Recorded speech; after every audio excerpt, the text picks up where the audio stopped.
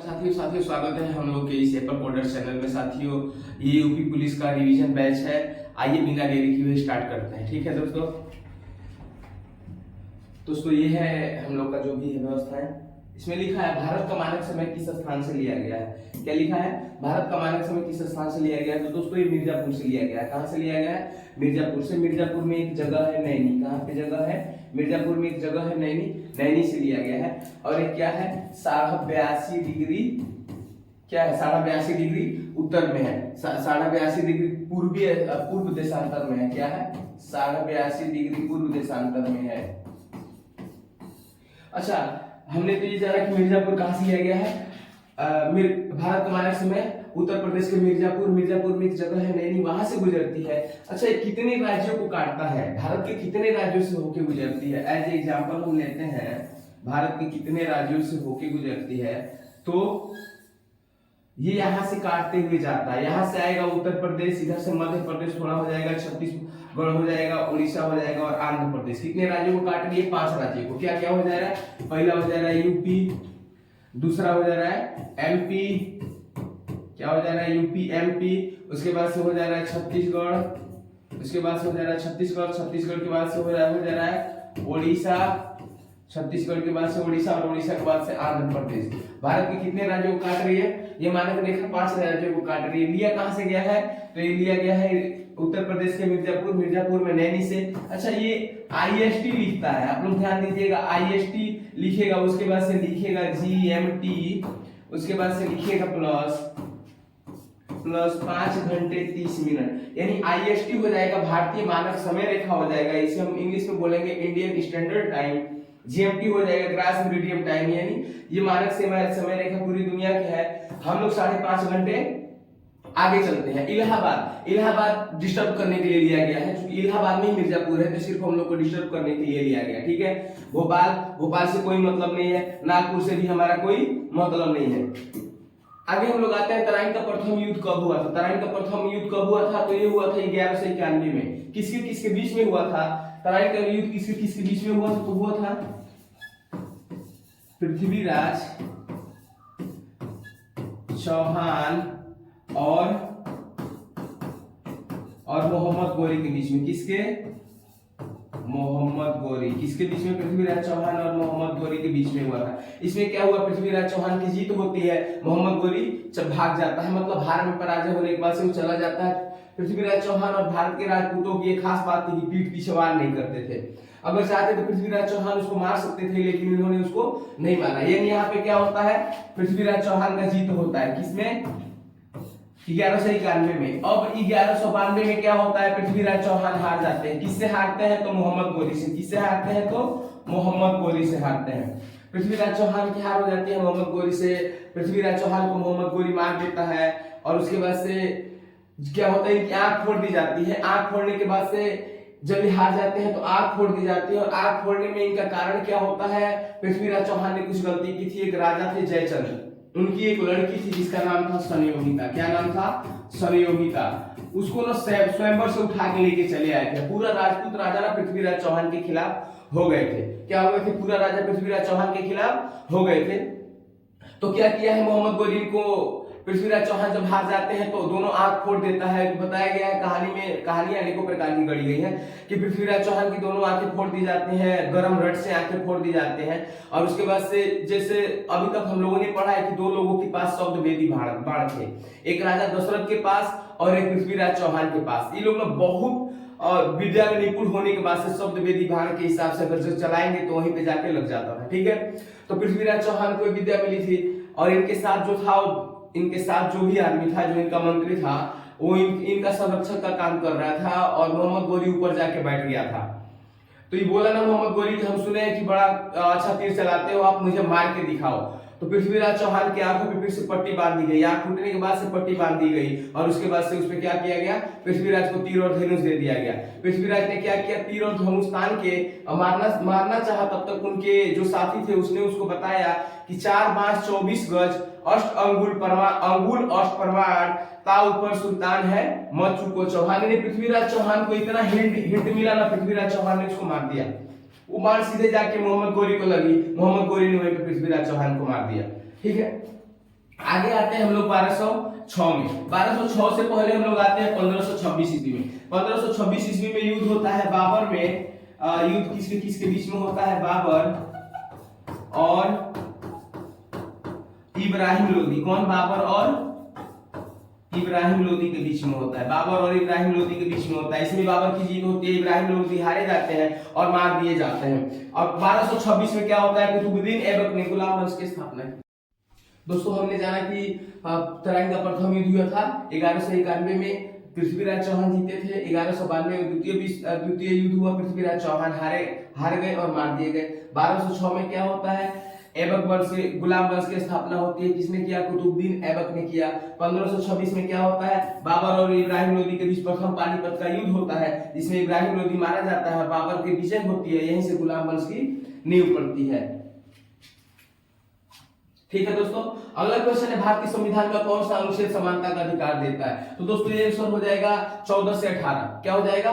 14 से 18 हो जाएगा। 19 से और 22, 19 से 22 क्या देता है? स्वतंत्रता का अधिकार। क्या देता है? स्वतंत्रता का अधिकार देता है। ये है धार्मिक स्वतंत्रता का अधिकार देता है। किसका देता है? धार्मिक स्वतंत्रता का अधिकार। कौन देता है? 25 से 28 धार्मिक स्वतंत्रता का अधिकार देता है। 32 से लेके 35 क्या देता है? संवैधानिक उपचारों का अधिकार। क्या देता है? संवैधानिक उपचारों का अधिकार। संवैधानिक उपचारों का अधिकार। संवैधानिक उपचारों का अधिकार कौन देता है? 32 से 35। संवैधानिक उपचारों का अधिकार कौन देता है? 32 से 35। 14 क्या देता है? विधि के समक्ष समानता का अधिकार। 15 क्या देता है? भेदभाव का निषेध। और 16 क्या देता है? लोक नियोजन में अधिकार देता है। 17 देता है अस्पृश्यता यानी छुआछूत के खिलाफ अधिकार। और 17 देता है उपाधियों का अंत। आगे हम लोग जानते हैं दक्षिण भारत की गंगा किस नदी को कहा जाता है? दक्षिण भारत की गंगा किस नदी को कहा जाता है? ये हो जाएगा गोदावरी। दक्षिण भारत को की गंगा किस नदी को कहा जाता है? गोदावरी। कृष्णा नदी के ऊपर एक बांध है, नागार्जुन सागर बांध। क्या है? नागार्जुन सागर बांध है। कृष्णा नदी के ऊपर नागार्जुन सागर बांध है। क्या है? नागार्जुन सागर बांध है। कृष्णा नदी कहाँ कहाँ पे है? महाराष्ट्र, आंध्र प्रदेश, कर्नाटक, कर्नाटक। तमिलनाडु का क्या है? जीवन रेखा है। क्या है? कर्नाटक और तमिल नाडु की, कर्नाटक और तमिलनाडु की जीवन रेखा है। क्या? कर्नाटक और तमिलनाडु की जीवन रेखा है। कर्नाटक और तमिलनाडु की जीवन रेखा है। ठीक है। साथ ही कर्नाटक और तमिलनाडु की दूसरी बड़ी नदी है गोदावरी। हमने देखा कि दक्षिण भारत की गांधी इर्विन समझौता हुआ था 1931 में। ठीक है। गांधी इर्विन समझौता कब हुआ था? 1931 में हुआ था। इसी 1931 में समझौते के बाद से गांधी जी कहां पे गए थे? गोलमेज सम्मेलन में गए थे। द्वितीय गोलमेज सम्मेलन में गए थे। प्रथम गोलमेज सम्मेलन में गांधी जी नहीं गए थे। 1930 में प्रथम गोलमेज सम्मेलन, 1931 में द्वितीय गोलमेज सम्मेलन। यहाँ से इर्विन मना लेता है और गांधी जी क्या करते हैं? अपना आंदोलन बंद कर देते हैं। क्या करते हैं? आंदोलन वापस ले लेते हैं। कौन? गांधी जी अपना आंदोलन वापस लेके फिर कहां चले जाते हैं? लंदन मिलने जाते हैं। वहीं पे विंस्टन चर्चिल मिलता है और महात्मा गांधी को अर्धनंगा फकीर कहता है। 1930 में क्या हुआ था? दांडी यात्रा हुआ था। क्या हुआ था? दांडी यात्रा। 1930 में क्या हुआ था? दांडी यात्रा। महात्मा गांधी का 78 प्लस क्या होता है? दांडी मार्च होता है और सविनय अवज्ञा आंदोलन होता है। क्या होता है? सविनय अवज्ञा आंदोलन। सविनय अवज्ञा आंदोलन। सविनय अवज्ञा आंदोलन। उसके बाद से क्या होता है? यहाँ पे पूना पैक्ट होता है। महात्मा गांधी और डॉक्टर भीमराव अम्बेडकर का समझौता होता है। क्या होता है? पूना पैक्ट। क्या होता है? पूना पैक्ट। यहाँ पे होता है हर जगह की सीट के लिए होता है। 47 सीट की मांग होती है। 74 सीट गांधी देते हैं, लेकिन पूरे देश में बांट देते हैं। ये 1935 भारत सरकार अधिनियम 1935 आया था, जिसके इसी भारत सरकार अधिनियम 1935 के अनुसार से हम लोग आरबीआई की स्थापना हुई थी और भारत में अनेक प्रकार की प्रणालियां बनी थी। ठीक है। आगे आते हैं राज्यसभा के सदस्यों का कार्यकाल कितना होता है? तो राज्यसभा के सदस्यों का कार्यकाल 6 वर्षों का होता है। अमेरिका में 4 वर्षों का होता है। राष्ट्रपति का शासन तो हमें इससे कोई मतलब नहीं है। 5 वर्ष किसका होता है? तो 5 वर्ष होता है लोकसभा के सदस्यों का कार्यकाल। क्या होता है? लोकसभा के सदस्यों का कार्यकाल। 7 वर्षों से कोई मतलब नहीं है।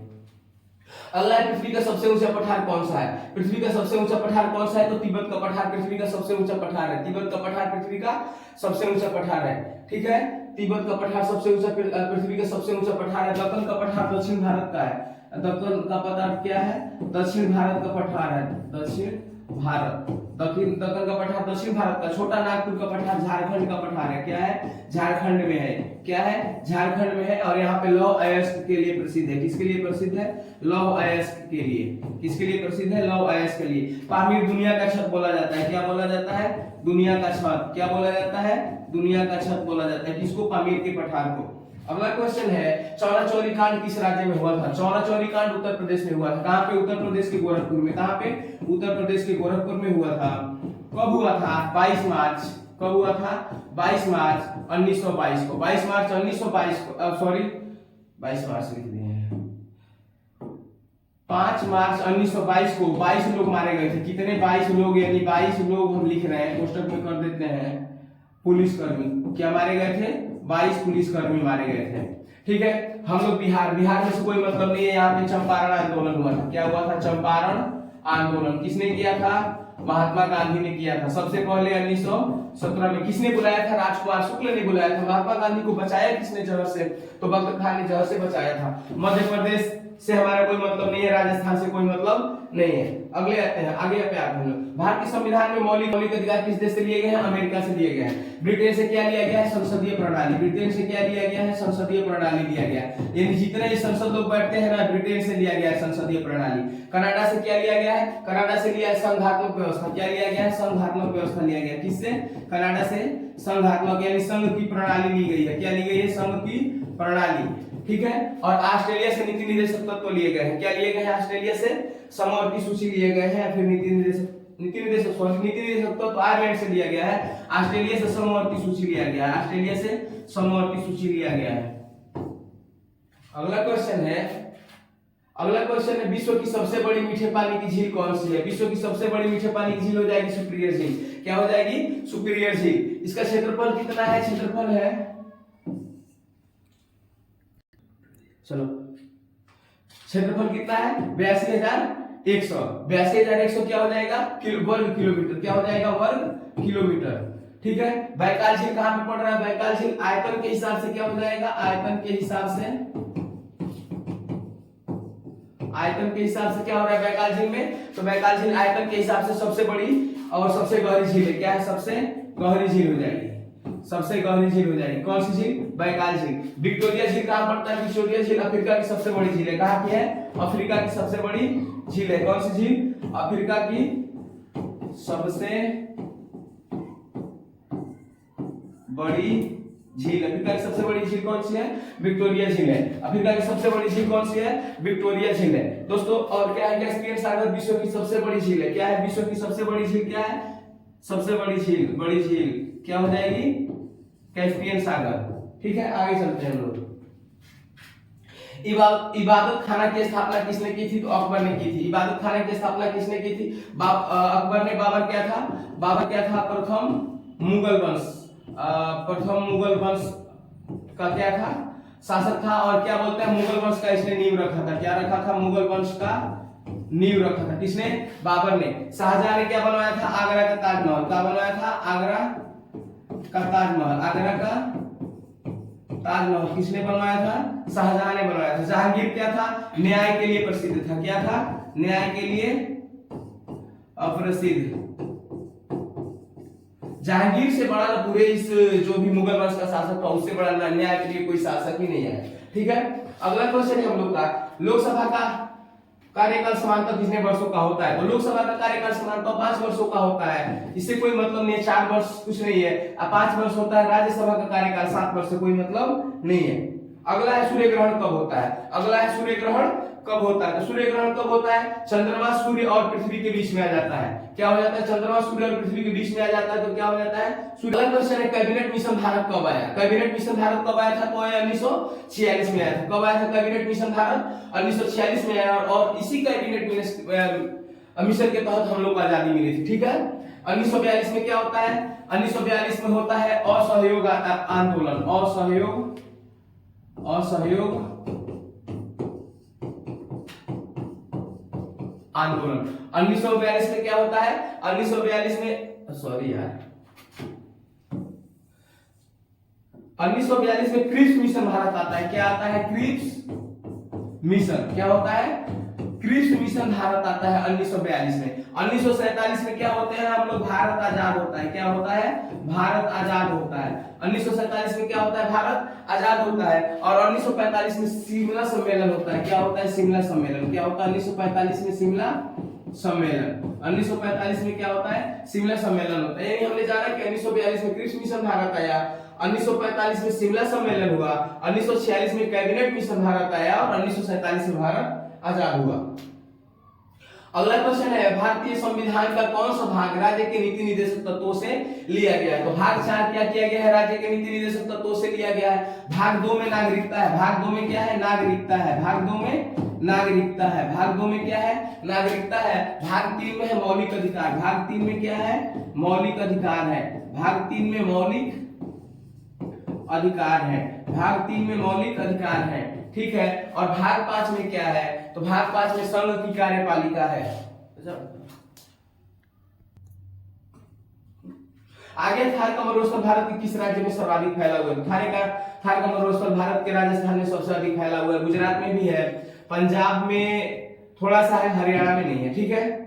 अगला क्वेश्चन है, अलाउद्दीन खिलजी ने बाजार नियंत्रण नीति क्यों लागू की थी? अलाउद्दीन खिलजी ने बाजार नियंत्रण लागू क्यों की थी? सेना को समान क्या है, सेना को सस्ता सामान दे सके, ठीक है। सेना में जो लोग रहते थे उसको अलाउद्दीन खिलजी ने बहुत बढ़िया व्यवस्था किया था कि सेना में रहने वाले लोगों को सारी व्यवस्थाएं मतलब एकदम से अच्छा मिले, क्योंकि वहां पे दिक्कत होती थी लोगों को खाने पीने की, और वहां पे घोड़े दागने की भी व्यवस्था की थी। व्यापार बढ़ाने हेतु ऐसा कुछ इसका वो नहीं था, और जनता को राहत देने हेतु समझ में आ रहा है, कर बढ़ाने हेतु ऐसा कुछ काम नहीं किया था। अगला है, राष्ट्रपति का चुनाव कैसे होता है? राष्ट्रपति का चुनाव कैसे होता है, तो निर्वाचन मंडल द्वारा होता है। कैसे, निर्वाचन मंडल द्वारा। संसद के सदस्य होते हैं, संसद के निर्वाचित सदस्य। संसद के निर्वाचित सदस्य क्या होते हैं, संसद के निर्वाचित सदस्य होते हैं। प्लस क्या होता है, विधानसभाओं के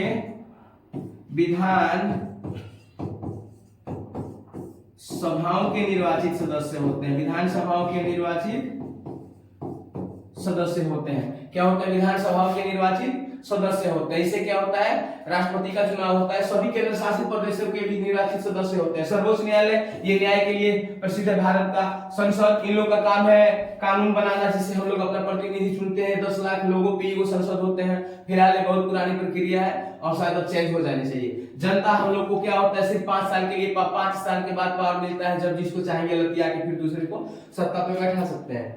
अगला क्वेश्चन है, भूकंप की तीव्रता किस यंत्र से मापी जाती है? भूकंप की तीव्रता किस यंत्र से मापी जाती है, तो सिस्मोग्राफ से, ठीक है। बैरोमीटर, थर्मामीटर क्या काम आता है, तो ये बुखार के काम में आता है, जैसे टेम्परेचर नापने में या डिग्री नापने में काम आता है, ठीक है।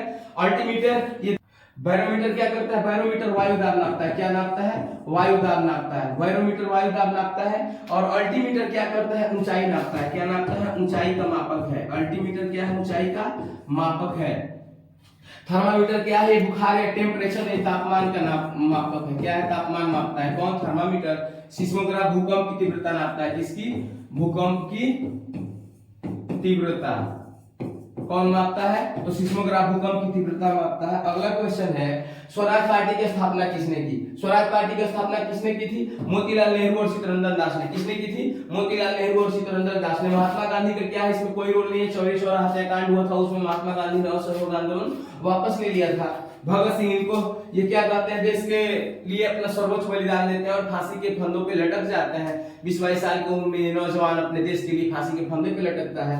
सुभाष चंद्र बोस, जिन्होंने सिंगापुर गए, सिंगापुर की महिलाओं ने हेल्प के लिए, भारत को आजादी के लिए अपना गहने तक उतार के दे दिए, मंगलसूत्र तक दे दिया कि जाइए और देश को आजाद कराइए। लेकिन ऊपर वाले को कुछ और ही मंजूर था। हिटलर पहले ही मारा गया और सुभाष चंद्र बोस जैसे ही, हिटलर की हार हो गई द्वितीय विश्व युद्ध में और सुभाष चंद्र बोस भारत आते समय उनका प्लेन क्रैश हो गया और वो भी मर गए, ठीक है। तो दोस्तों अभी के लिए सिर्फ इतना ही, अगले वीडियो हम लोग जरूर मिलेंगे।